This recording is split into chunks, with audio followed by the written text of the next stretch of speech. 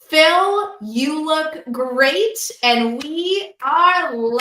This is so good. Hey, everyone, my name is Ray Hewart. I, of course, am with the one and only Brad Hughes, and we are live for our Sunday weekly warm-up, streaming exclusive in our private Facebook group over at teachbettergroup.com.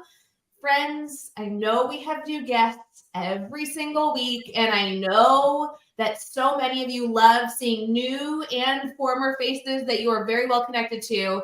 Guys, I feel like I'm living out one of my dreams today. This is Dreamless interviewing Phil. I stalk him on social media kind of as my part-time job, and now we officially get to chat. Friends, we'll be right back after this intro. Feel free to put your comments in because we are live, eager to talk to all of you. Tell us your name, where you're watching from, and also, of course, if you have any cool stalker questions for our guests. We'll be right back.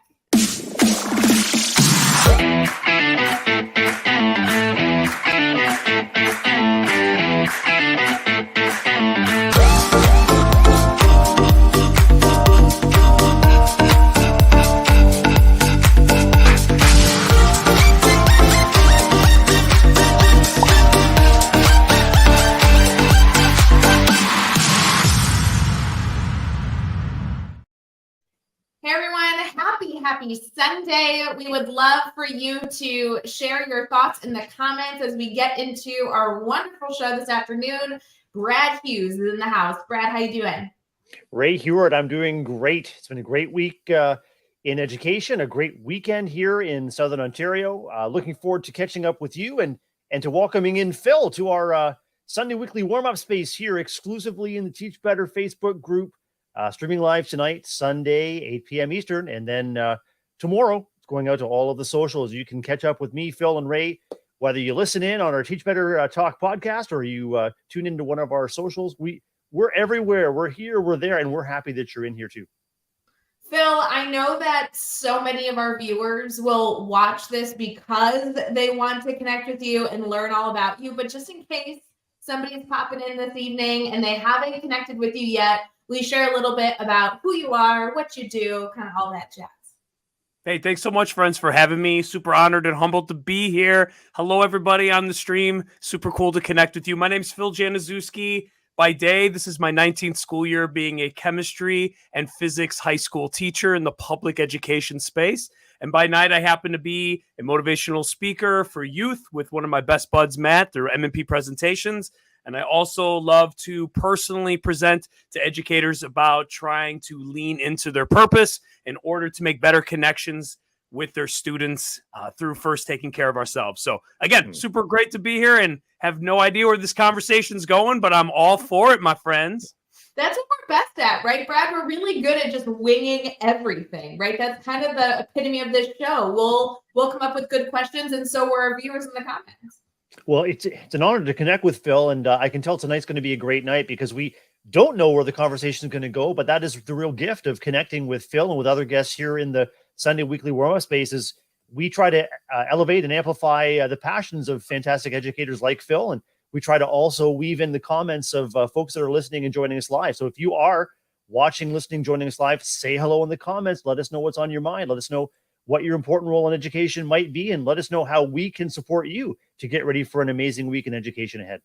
Yeah, Phil, tell us a little bit. I know that we're going to get into maybe some stalker vibes as I talk about why I love following you on social media. But before we get into that, you're a school teacher. You are headed into the classroom this week. Anything cool going on? Any fun opportunities that you're excited for this week in your world?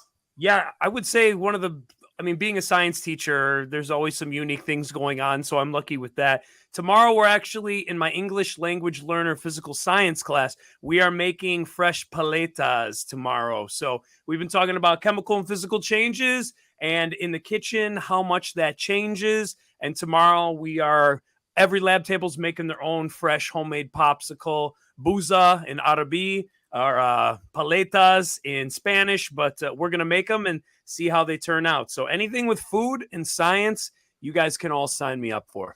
Yeah, that sounds like a blast. Brad, do you have any of those plans in your school this week? I mean, I know as a principal, you don't really get to do the fun stuff like that, but let's just pretend.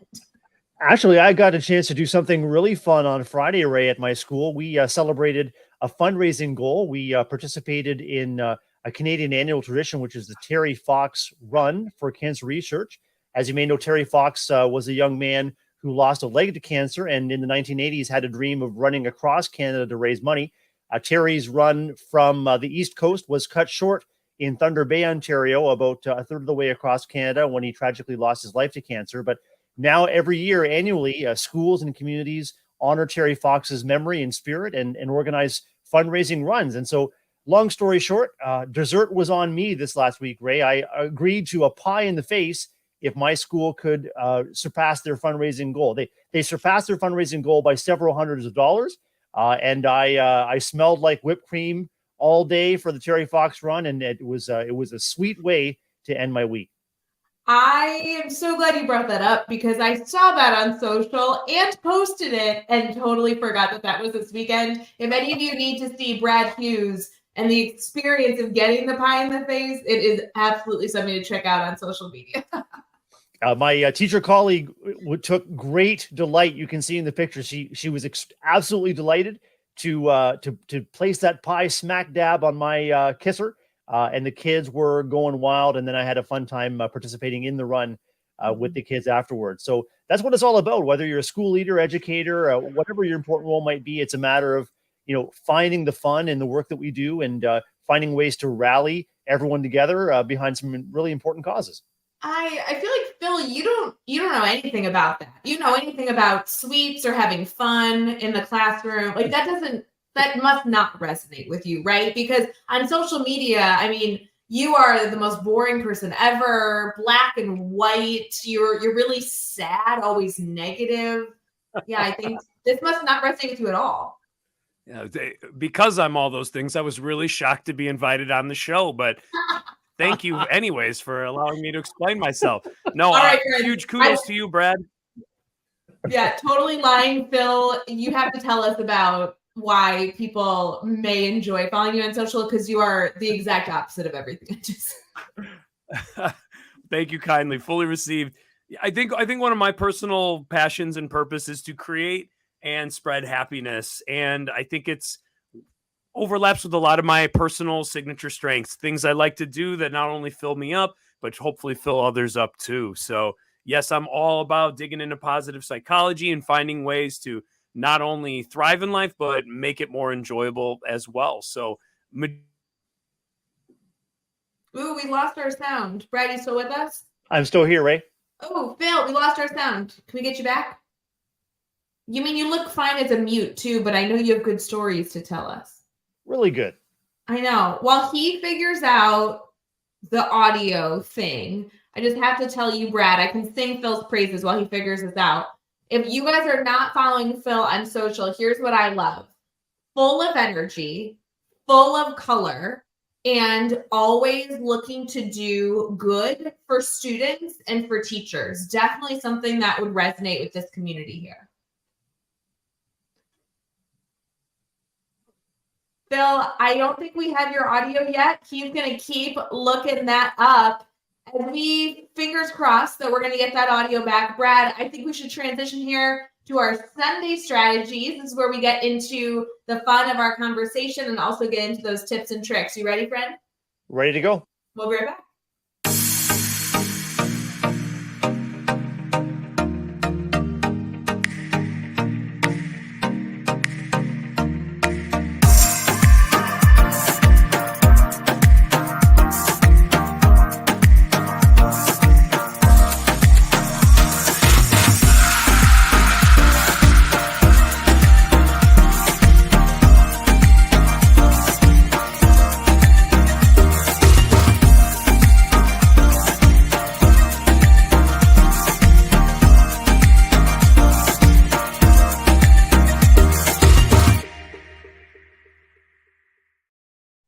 Hey everyone, welcome back to our Sunday weekly warm-up. Brad Hughes, of course, the best host ever, is here, and we are working to get Phil's audio back. Phil, take your time. You can pop in and out. We just want to make sure that we get you back. I think I'm back.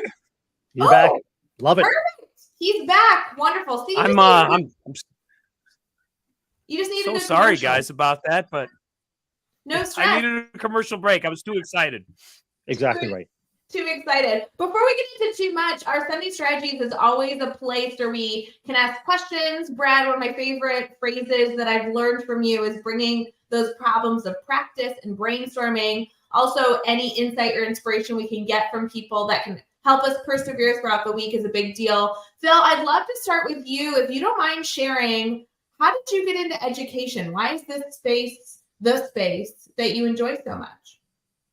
Yeah, thanks for asking that. I think majority of my life I grew up loving cooking and the restaurant hospitality world. Dove into that, and by 17 years old, after working in numerous restaurants, I realized that that was just something I loved as a hobby, but not a career. Lucky for me, Ray and Brad, I had an amazing chemistry teacher my junior year of high school, and he knew me so well, and I felt comfortable. Told him I'm a hot mess. Everything I thought I was going to do now is up on the rocks. I don't want to be a cook anymore for the rest of my life. I don't want to be a classically trained chef. And he said, you know what? You seem to really like school. I said, I love it here, actually. I love coming every day. He said, you really seem to like science. Said the same thing. Yeah, I really do. I really enjoy learning science, how the world works. He says, I don't know. Sounds like you might be a good candidate to be a teacher. You could be in this space the rest of your career, teaching, being part of high school. And I know that sounds to a lot of people like a horrible thing, but to me, it made complete sense. And it was like a light bulb. I immediately went to my guidance counselor, went on the track to figure out how do I become a teacher, went to Illinois State University, which I think, Ray, you know all about. I got proud Redbird right there for y'all. Okay. Yes. And Brad probably doesn't care at all. Not a Redbird, but that's okay, Brad. We love you. And I got my degree in chemistry, secondary education certificate from ISU, and proudly been teaching since 2005. So I'm in year 19 now, and that's the rest is history, I suppose. So good. Brad, are you a baker at all? Oh, for sure. Yeah, I love to bake. I love to cook. I love everything. I love everything about the kitchen, whether it's Italian, Thai, Indian, American, Canadian, and lots of baking going on. It. Are you a fan of any of the shows? Like I'm thinking of the Great British Bake Off, Phil and Ray. Are you a fan of any of the cooking shows that are on cable? Always good. Always good. I love to put everything that is cooking on in the background when I'm trying to do something in the kitchen because I have no skill. I can pour cereal really well. If any of you need a buddy, I got you. That's good. Ray, do you add the long pour with the milk? Like lots of flair over that cereal. The long pour and the short pour? Yeah. Well, sure, but I don't want it to get all over the counter. So when I say long pour, it's kind of like, it's good. It's in the bowl.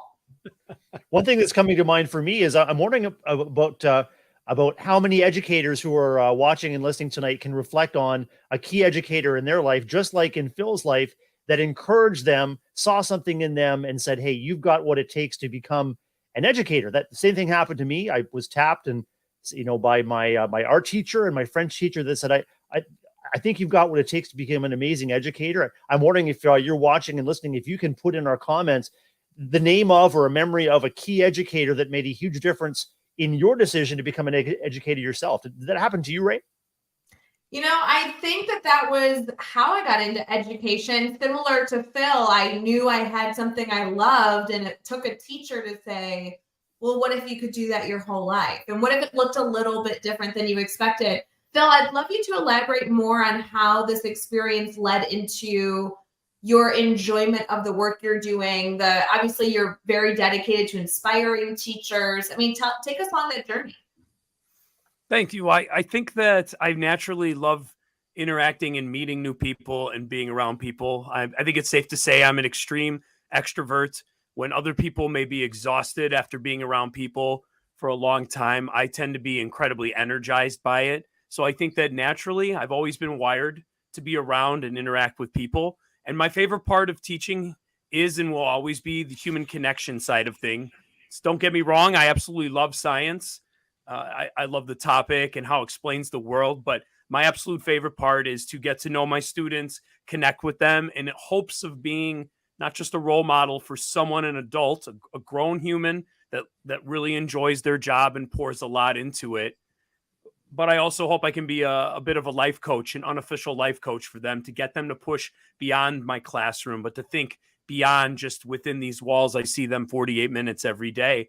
And I think just the older I've gotten, I'm only 40, but the older I've gotten and the more I've been in this career, I just think it's more and more of my purpose and passion is to try to help people meet them where they're at and try to push them a little bit further. And it used to be just in the classroom and in the hallways with high fives and extra communication. And then as the world of social media changed and became more and more prevalent, and then I think COVID exacerbated that even more, I feel like I really started leaning in more to media because I found that a lot of my students were connecting with me that way for that life coaching portion.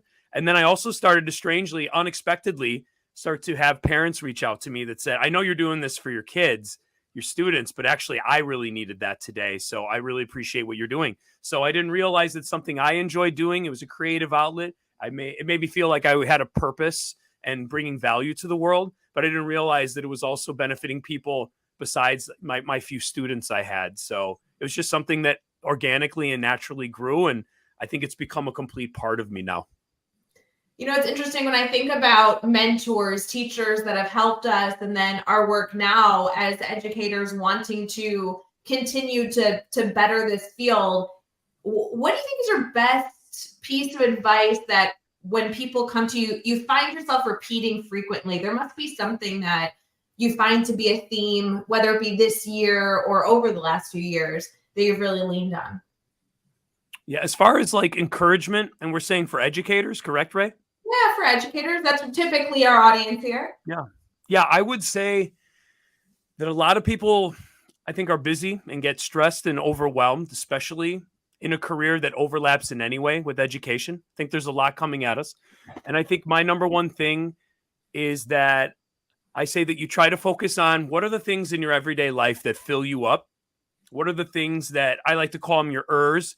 You know, for me, I'm a father, a baker, a teacher, I'm a creator, I'm a lover, a hugger, a worker outer. But think about all the ers, and Ray and Brad, some of those ers we have to do because those are our obligations and our responsibility. And they might not fill us up, and that's okay. I'm not here saying just do only what you love. That doesn't always work out well. But when we start thinking about the ers that really do start to fill us up and we get to do, if we know what those ers are, and then we start intentionally building them into our daily schedule, could be 15 minutes, could be 5 minutes here every day, could be 10 minutes here. But when you start building those in intentionally, by the end of the day, you start hitting all those things that fill you up. And then when you have the other parts of our life that are important and valuable, but maybe just drain us, it doesn't seem as overwhelming. We don't seem as drained. We don't seem as depleted, because when I lay my head down at night, I think, man, I got to hang out with my kids. I got to make a good dinner and eat with them. I got to work out. I got to listen to music. I got to listen to a podcast or an audio book. And again, those are all the things that fill me up. All of us have our own different recipe for that. But when we are intentional and we pump the brakes on just existing and focus on what can I really put into my day, all of a sudden we start getting more energy. And then that's the best part, I think, guys, is once we find our signature strengths and build them in, that's when we can really start giving to the world. And I think that's why all of us were drawn to education. We're naturally givers. We naturally like to pour into people, whether that's young adults, little tiny kiddos, whether that's supporting educators. We pour into others, but if our pitcher's empty, it's hard to pour in. But if we can overflow that pitcher, now we're talking. Now we're cooking with grace, if you want to quote Lainey Wilson. So good. I'm thinking so many of us educators are passionate about our profession. And like any profession, we run the risk of defining our own personal success and along with that, our own well-being about how well we are doing at our jobs. And like you're saying, like each of us is rich and complex inside and outside of the school building. And we have all of those ers. And I'm really excited to hear you preach and promote honoring and respecting all of the rich things that go into our lives that feed into us as educators, but also mean something to us outside of the classroom. Yeah, I would. Well, thank you for that. I think once we do dial into that, we start to really notice what does deplete us and what fills us up. And every day I go to school Monday through Friday, and there are so many things that fill me up. But you know what? I won't be the first to admit probably ever, but I don't like grading labs and papers. I don't enjoy that. Now, is an important part of my job? Absolutely. Is feedback super important and valuable? Yeah, of course. And I do that, of course. But do I feel drained after, doing 60 labs? Absolutely. But having that workout in the morning, 3 points of gratitude, eating breakfast with my kids, I built up my bank. I built up my resilience. So now I can push through that, and not just push through to get through it, but to do the best of my ability. And that's what I mean. When we all start digging into our good stuff and we build it in, we really can push and pour into people even more so. So it's beautiful. You feel better, and then you feel even better because we can give even more. So the more intentional we are about that, I can't say it enough. I think the more value we can bring to ourselves and the world. I think this challenge is so necessary. There's so many different that I know we have. I'd love to challenge our friends in the comments. We see you. Thank you for watching. Thank you for those hearts. We're seeing them flow in. Do us a favor. Do a commitment right now. Really not for us, but really for yourself. Tell us 3 of your and then we can dedicate some time throughout the week to figure out the rest. Maybe you have 5, 6, 10, 12, 20, who knows? But I would love to see a commitment from our viewers right now. Tell us 3 of your I think that's such an interesting way to get us started, fueled, and really intentional for the week ahead. Brad, if I had to challenge you to give us 3, what are your right now? Top of mind. Just 3, partner, a father, and creator. Creator's great for you. That's such a good one. I like that. Phil, I think this is a really wonderful tactical strategy. What else do you find that you can challenge our viewership with, that you really see some good action steps coming from the work you do? I'm a huge believer, and once we take care of ourselves, our foundation, a lot more starts falling into place. So a lot of personal growth that I've gone through is focusing on that. And that's what I can only speak to from my experience. But I would say a lot of people benefit from a great night's sleep, from some good exercise in some way, and from something well balanced, And I think that so many of us, and I find myself included in this is not coming from a high horse in any way, but I think the days where I'm depleted and tired, I am more snippy with my students. I'm definitely more reactive than proactive. I'm definitely less of a problem solver. And friends, as we all know, our entire jobs revolve around consistently problem solving little and big issues and little and big things that come our way.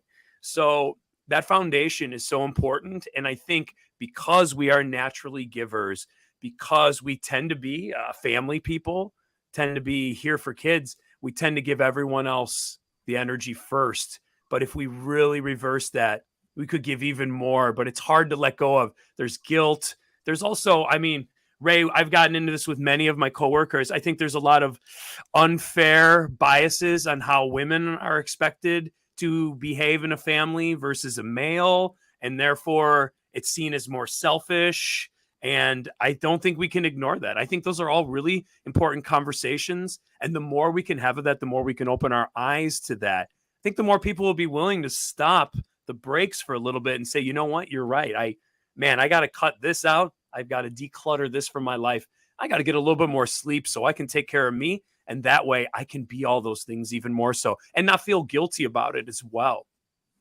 Yeah, it's really interesting you say that, because I think when we bring people onto the show on a weekly basis, whether new faces or very familiar faces to the Teach Better community, Phil, right or wrong now, just so you know, your family, you're totally in trouble now. You're forever in our Teach Better family here. So that's how we operate. But one thing I see is there is the drive, the passion to try and give the best piece of advice that's going to change the game, right? Like I fall into those Instagram and Facebook ads all the time. If you do this, if you buy this, everything's fixed. And sometimes we forget about the simple, essential things like getting a good night's sleep. I mean, how nice of a reminder that you don't need to go buy anything. There's not some dream lesson plan that's going to fix your stress level this week. There's not some pill or patch that we're going to prescribe so you're all set. But truly, can we dedicate some time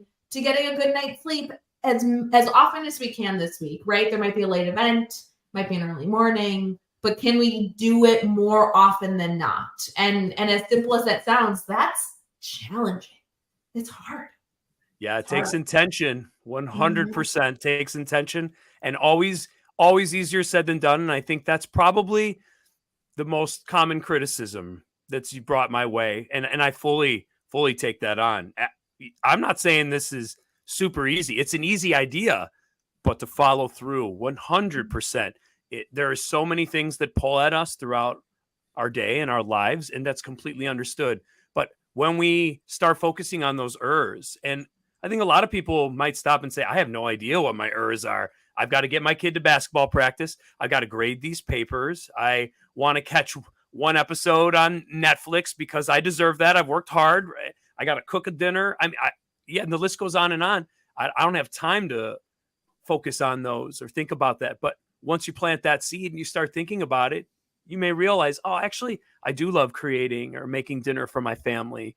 And when you notice that and you're more aware of it and you reflect on that a little bit, you can actually enjoy it as opposed to it's just another thing, and remind yourself, oh, wait, this is actually something that fills me up. So sometimes it creates a little bit of a mindset shift, which can allow us to energize ourselves even more accidentally without even realizing it. Hey, Phil, I've got a couple of ERs that are coming to mind, and one is September. We are turning the corner on September into October, and a lot of our educators have been hard at work for 6 to 8 weeks now, depending on when they return to school. And this is the time of year when that energy is being depleted. That tension can be ramping up. And I know that you're promoting looking within and achieving balance and looking inside for the things that will keep you going. I wonder if you can think about your role as a connector within your school building, and how do you encourage others to look out for one another to build each other up? And what advice might you have for colleagues or even for school leaders to keep a keen eye out for that low energy, high tension kind of thing that's happening this time of year? And how can we fill people's buckets up when those buckets might be dripping a little bit right now? Yeah, I think that's a really important question. And I think that was like an onion, right? There was a lot of layers to that. So the first thing I would say, maybe by being a teacher, giving a tangible example. In years past, I've created like a little quick thing called 3131 Fit, where I just encouraged any of my coworkers for the 31 days of October, because I don't know about you guys, but once that Halloween candy starts showing up around the house, baby, it is a train wreck for me. I got a bad sweet tooth and I don't need that in the house, but it's going to be there and I know it. So what we used to do is a little bit of 31-31. Try to find 31 minutes for all 31 days of October to just be a little bit more active than you would be. That could be, everyone's got a different definition of that, right? So Brad, you were running or raise money for cancer. Kudos to you. To some people that might be walking. To some people might be getting to the gym, whatever that is. But when you find little ways to do that and you create whatever it is, a little hashtag, a little email chain, you can create camaraderie, you can create support, and you can create, a little bit of competition. Like, oh man, Brad ran a 5K yesterday and I had quite a few extra nachos from the Chicago Bears game today. Maybe daddy's got to put the running shoes on tomorrow at 5 a.m. and just, keep myself in check. But I think when you do that, and we all know within the word challenges change, if we really do want change, we need to be slightly challenged. That's how our brain works. So I think something simple like that, it doesn't, and Ray, as you said, it doesn't have to be life-shattering, earth-shattering, life-changing. I think we all want that. I think that feeds our ego, right? We want to be the one who has the quote that changes the world, but probably all the good stuff has pretty much been said. We just need to figure out the little baby steps to get there. But I think that would be a great way to build up some camaraderie. And again, that was just something with fitness, but could be a lot of little things like that. Yeah, I think you're spot on here, Phil, that it's not just about the right answer, but then also building the community to help you stick with it. Because whether we all wake up super motivated for our Monday or we wake up a little low, we need to make sure that we know the right steps to lean on to make those good choices. And the network is a huge part of that. I know this network here, the Teach Better community, is one that many of you, I hope, choose to lean on. I know I personally lean on this community so more often than not for so much. And whether you have multiple communities or just a few, that's definitely the people that can help make sure that on those tough days, you're making those good decisions. Brad, tell us a little bit about your communities you lean on. I know obviously your school community as a principal, but I mean, I've seen you lean on Teach Better as well. 100%. I mean, Teach Better community, Teach Better family has been key to helping me maintain and promote positivity in my role as a principal, and also in my role as a community leader, a connector, a creator. And the Teach Better family has helped me to expand my own horizons through webcasts just like this one, and the opportunity to create and host a podcast and connect with incredible educators like Phil from all around the world. And it's those expanded connections that Teach Better has really allowed me to flourish in ways that without Teach Better, those opportunities they might be different, but they wouldn't be, I don't think, as meaningful or as connective. And I also lean on my family, my kids, and my wife, Jennifer, and my extended family. I lean on them. They're there to support, to listen. They're also there to help me course correct if I get off course. It's a little dose of loving reality is also always really, really helpful. And I also really get support from my school community. And, I'm passionate about connecting with kids and the grownups that serve kids. And I've always got something to learn, always got a little bit of joy to seek and to find each and every day. So lots of support around. You just have to keep your eyes open to it and be open to it, and risk the vulnerability that it takes to let somebody know that you're struggling, or you need a pick me up, or you need some advice, and it's right there if you ask for it. Mm.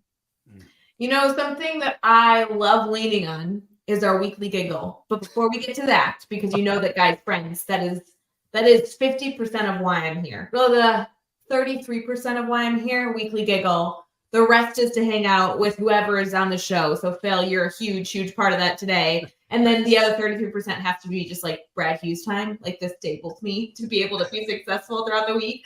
But before we get into that, Phil, I would love to give you a moment to maybe give us your soapbox challenge to our community. I know that our community here will not only be here participating live, but they'll also be catching this video hours, days, weeks later. And I want to make sure that our community connects with you and really understands the kind of educator that you are, that they should have in their network. So tell us a little bit about, if you had some soapbox moment, something you really wanted our community to know, what would that be? Well, thanks for that. It's a really big moment. I feel like you guys need to cue the dramatic music, like from Independence Day, the speech. Hold on, let me see. Wait, Brad, I feel like I must have something I can click. Hold on. Ready? Dance. Go into the night. Dance pop. We're going to survive. It was too low. Hold on. We got to get one more. Maybe, how about rock? This is rock. Yeah. I'm always down for rock. All right. We got to go. All right. So my soapbox, if I could say anything, I think human first is probably maybe my most favorite two words in the world of education. I think when we approach humans exactly where they are, we meet them where they are, not where our expectations would be. And I know, goodness knows, that I catch myself all the time having expectations for humans and catching myself that I need to meet them exactly where they are and then go from there. That's unfair to put people in a certain place that they're just not at yet. But I think if we meet them there and we genuinely and authentically enjoy their presence and we're glad they're there, I think that is a huge percent of the battle of helping humans learn, grow, when they feel comfortable, when they feel safe, when they feel seen and valued. I think buy-in is a lot easier. And I think they'll go places with you that they wouldn't probably want to go, but they give you the benefit of the doubt. Well, Brad's a good guy. All right, we'll do this. We'll take notes today. You know what I mean? So human first is something that I love. Hands open, heart out. And if I was talking to students the other day in a lab, we were doing a physics lab, and I said, "Hey, how's it going?" And they said, "Oh, we're good. We're just about done with the lab." And I'm like, "No, I mean, I care about the lab, but I'm talking about you. How's it going? You guys okay?" And they just said, "Yeah, you know what? We are good. And thanks for asking. I feel like when you ask, you really mean it. You don't just say that because you feel like you have to." And I was like, "Well, first of all, we got to unpack that, but thank you. Second of all, why do you feel that way?" And I do. I feel like they know when I genuinely feel, and I'm glad for them. So when you do the human first, and then as we've already talked about, and I've beaten it down already, guys, but when we take care of ourselves, we can start being less reactive. We can check our ego more at the door. And goodness knows I have an ego, as I am narcissistic at times. So I'm never on my high horse saying, look at me, this is how it's done. I check myself all the time. But when I do that more, man, do I connect with kids more. And I swear they're doing so much better because of it and able to learn. So human first, take care of yourself, give out that love, and I think it'll pay dividends in the long run. So good. We'll be right back for our weekly giggle and our today celebration.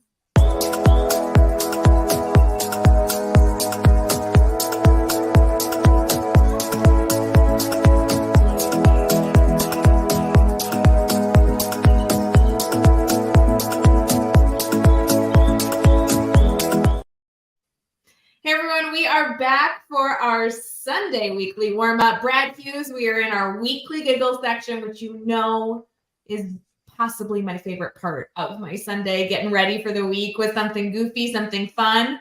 And we also have our National Day celebrations we'll highlight here in just a minute. Brad, what do you got for us? I've got a picture of me really, really worried about this pie in the face moment. And one of our viewers tonight said pictures or didn't happen. So I'm hoping that you and Phil and everyone watching get a giggle out of the delight that my colleague Jennifer there on the right is taking in putting a pie right in the middle of the principal's face. We had about 250 students, parents, and other guests taking on this moment in honor of our Terry Fox Challenge. And there's Jennifer's delight at a pie in the face for the principal. And then I had to do my special moment there, my little dab of whipped cream, if you will. So had a really great time. And thanks to everyone at Grandview Public School for the support and the enthusiasm, and just a wonderful, wonderful day at the office, all in a day's work of a principal here in Ontario, Canada. Brad, that was such a perfect weekly giggle for this week, because I know the whole point of this section is to give everyone just like a feel-good moment. Sometimes we pull in news stories or different great stories that we catch online, but it's so fun to share a personal one, and that is one that I will save and refer back to when I need a good giggle. I think that's a good one. The next thing we have, always have a pie at hand. You just never know when you might come in handy. Love it. Other holidays that we can expect this week. For many of those in the Jewish faith, you have Yom Kippur coming on Monday. So you might have some students that either are absent on Monday or fasting. So keep that in mind.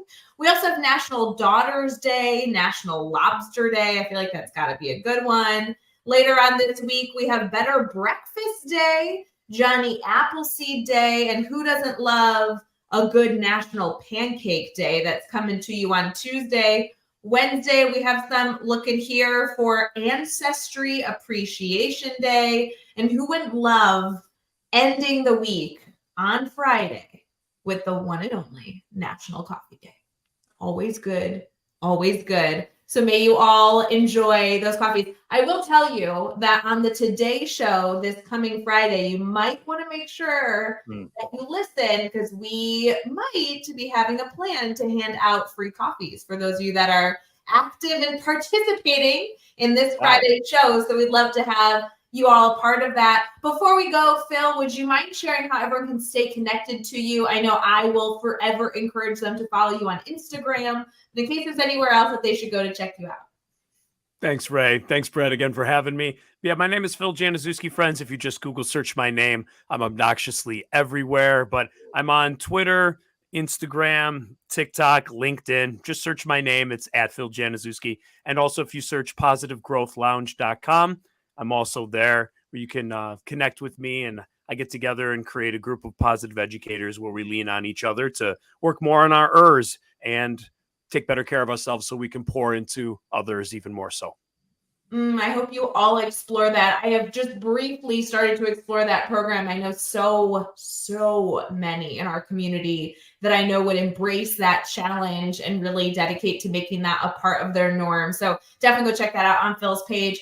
The other thing, and I hate to like spoil this great episode, Brad, with a really dumb question, but Phil, would you be willing to tell us the next tattoo? Like, I just am dying to know. Do you have plans for another one? I have to know. Know. And Joshua Stamper on our team is going to be so glad I asked, because we always battle out with our tattoos. So can you spill it? What is it? Yeah. I've been leaning on a cup of hot cocoa next. Who doesn't love a good cup of hot cocoa? Not exactly heavy metal, Brad, or rock and roll, but I'm a huge winter and holiday fan, and I've been leaning on a cup of hot cocoa somewhere. Brad, can you read my mind and tell me, when I think of a cup of hot cocoa, do you know what comes to mind truly every time someone says that?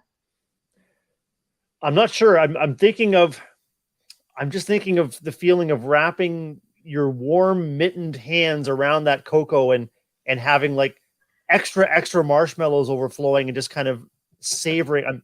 Am I on the right track?